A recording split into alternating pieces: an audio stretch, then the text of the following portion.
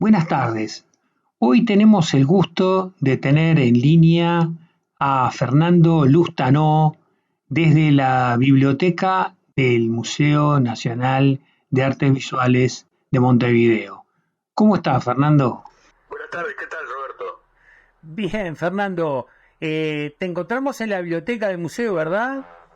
Sí, sí, sí, yo recién te decía, Televisión Verdad, digo, está en la biblioteca y está abierta al público en este momento, o sea que heme aquí.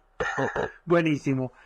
Tú sos, un poco para presentarte ante el público, de nuestros oyentes aquí en la Argentina. Tú sos escritor, crítico, has vivido muchos años en Estados Unidos, en Francia, y tenés una formación universitaria donde... Mira, bueno, primero estudié en la Facultad de Derecho, y luego me fui a Estados Unidos, e ingresé en la Organización de Naciones Unidas, tomé varios créditos en distintas universidades y Columbia me otorgó la National Endowment for the Humanities. Y bueno, eso es parte de la vida académica. Bueno, también he sido docente en la Universidad de Salerno, en Italia. En fin, uno al cabo de la vida, viste que termina haciendo más cosas de lo que presume.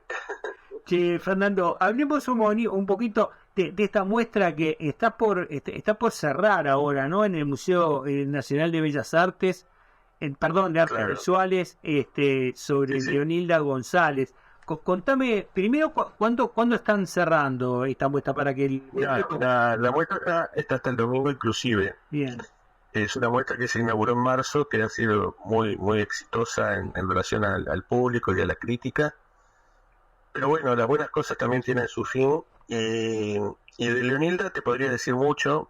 Leonilda, bueno, para empezar la muestra, los co-curadores somos María Eugenia Grau, que me parece importante decirlo, y quien viste y calza. Pero la idea original es del director del museo, Enrique Aguerre, así que en realidad a ambos y a varios más mi agradecimiento. Nosotros le pusimos la pertinaz alternancia, porque es una mujer que tuvo una vida compleja, difícil, muy dinámica, muy heterogénea en sus funciones, actividades, y siempre salió airosa, por decirlo de algún modo. Vivió más de 90 años y es un poco identificada como una de las figuras clave para entender la difusión del grabado en Uruguay, algo que tuvo una repercusión que trascendió fronteras y la propia Daniela incluso llegó a ejercer la docencia en países de América Latina. Por tanto, es una persona que tenemos que interiorizarnos mucho para poder dar opiniones sobre su obra y sobre su persona, porque es bastante rica y, como decía, bastante heterogénea en su accionar. ¿Y cómo se han planteado el concepto curatorial de la muestra? ¿Cuántas obras son las que están expuestas? Son unas 18 silografías de un tamaño estándar, por decirlo de algún modo. Es obra que pertenece al Museo Nacional de Artes Visuales, o sea que nos constreñimos a lo que tenemos. Y creo que nosotros hicimos una especie de periplo biográfico, donde empezamos con su familia, con su madre, sus hermanos. El padre era un obrero de las Islas Canarias que falleció tempranamente. Y luego vamos llegando paulatinamente a sus famosas novias revolucionarias, título que ya de por sí es bastante atrayente, ¿no? Donde ella expresa, más allá de lo obvio, porque queda muy claro su mensaje, una mirada totalmente escéptica y una forma, digamos, que yo diría tangible de la denuncia, ¿no? Todo en una dicotomía de negros y blancos con tenues grises. Es una obra muy, muy, muy reflexiva, por decirlo de algún modo. Y esas novias revolucionarias, ya el nombre es atrayente, fueron bastante atendidas en la Montevideo de los 60 y creo que se enhebran mucho con el espíritu sesentista, que tiene que ver con la ideología, el sentido orgánico de Leonilda y también con ese país que en la década del 60 era muy efervescente, muy complejo, muy difícil de interpretar hoy porque cambió radicalmente. O sea, en general pensamos en la década del 60 es una imagen negativa, digamos, compleja, Pero más allá de que evidentemente lo también se trata de una década muy creativa, y Leonilda es una de las artistas que ilumina esos años.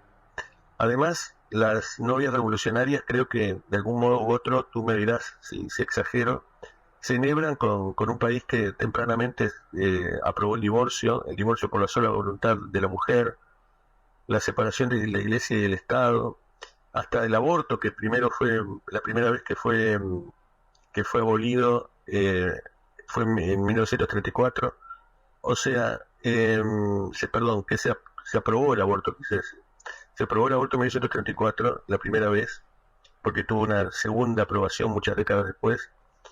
Y creo que Leonilda tiene que ver con ese país, ¿no? Tiene que ver con ese país de vanguardia, con ese país creativo, y sobre todo es bastante admirable imaginar una mujer que en los años 60 ponga toda su atención en vestir mujeres de novias para decir que no. Bueno, y creo que en realidad es un contenido mucho más profundo de lo que en principio podría parecer, ¿no? Y creo que es una de las cosas que más nos atrajeron. Sí. ¿Y a qué está apelando, según tu impresión, este no tan reiterado en la obra de ella? Bueno, yo creo que es una respuesta bastante contundente a lo que podríamos llamar, usando terminología acorde, como una respuesta existencial a la cultura burguesa, como que en realidad Leonilda ya en los años 60 está expresando como una verdadera desconfianza, porque son antologéticas aparte las miradas de los personajes. Está de algún modo contestando a la cultura dominante, a los valores occidentales. Es casi un planteo, bueno, no en vano ella lo llama revolucionario. Sufrió exilio, ¿verdad? Claro, mira, ella en realidad, bueno, nace en una zona rural de Colonia. Ese también es un tema que nos atrajo mucho, porque hay referencias a la cultura valdense. O sea, la cultura valdense, como todos sabemos, tiene una base, digamos, religiosa, y un exilio de carácter también religioso en aras de una austeridad y de una mirada profundamente, yo diría, no sé cómo llamarla, podríamos decir austera. Bueno, ella habla de sus días de infancia en esas urbes de Colonia, habla de vecinos valdenses, de gente valdense que tiene que ver con ella y con su madre, y me parece que es un punto para hurgar en algún momento, porque es probablemente algo de su, para decirlo así, de su austeridad vital se fue gestando ya desde los primeros años de su vida, ¿no? Pienso que Leonilda, para decirlo nuevamente, es una representante simbólica muy, muy, muy profunda de ese Uruguay de los años 60. Y en ese sentido me resulta bastante atrayente poder pensar mejor gracias a figuras como Leonilda esos años. Tú me hacías la pregunta del exilio. Sí, ella la primera vez que se fue a vivir del Uruguay fue en el año 49, que obtuvo una beca para estudiar en París, nada menos que con André Lot y con Fernand Léger. No habla demasiado de ese viaje, de esos meses, de ese largo periplo que tuvo no solo en Francia, sino en el resto de Europa, pero es evidente que fue importante para ella. Por ejemplo, descubre su atracción por el arte románico, y bueno, eso sería su primera incursión en el hemisferio norte. Luego realizó viajes por su cuenta, y con relación a tu pregunta del exilio, estuvo viviendo en Perú y en México, y participó de muestras en Colombia. O sea, fueron años muy bien aprovechados por parte de Leonilda. Fernando, tengo entendido que también ha escrito algo autobiográfico, ¿no? Sí, dejó Esta soy yo, que es un poco un relato de su vida, muy interesante, muy, muy honesto. O sea, se ve que era una persona muy frontal, ¿no? Y muy, muy directa, muy llana en relación a su propia vida, y también nos sirve de aprendizaje, porque en realidad no hemos hablado con demasiadas personas que tuvieron la suerte de conocerla, y quisimos armar también todo este puzzle a partir de lo que ella misma nos dice o de lo que ella expresa a través de las artes plásticas. Fernando Lustanó, muchísimas gracias y hasta cualquier momento.